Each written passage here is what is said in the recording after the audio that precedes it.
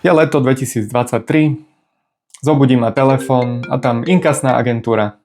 Neviem ani čo to je, ale hovoria mi, že meškám so splátkami, že mám úver na auto. Prešiel mi mráz po chrbte, no a pýtam sa ich, nie je to nejaký omyl, meno sedí, číslo sedí, dátum narodenia sedel. Zrazu som si spomenul, že pár mesiacov dozadu som podpisoval splnomocnenie najlepšiemu kamarátovi, aby mi zistil, či viem zobrať úver v nejakej výške.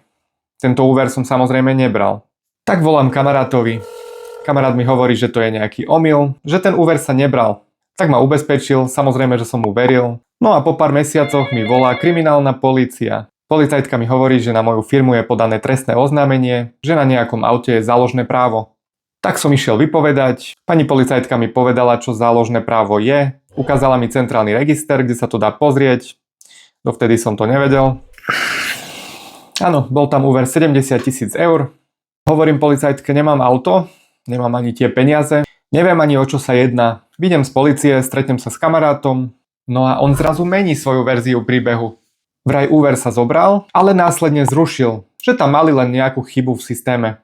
A teda sa to všetko vrátilo. V ďalšej časti ti ukážem, ako to všetko pokračovalo. Ak chceš počuť zvyšok príbehu, tak daj ma sledovať a poviem ti, ako som sa ja nechal nachytať a ako sa na tom môžeš poučiť ty.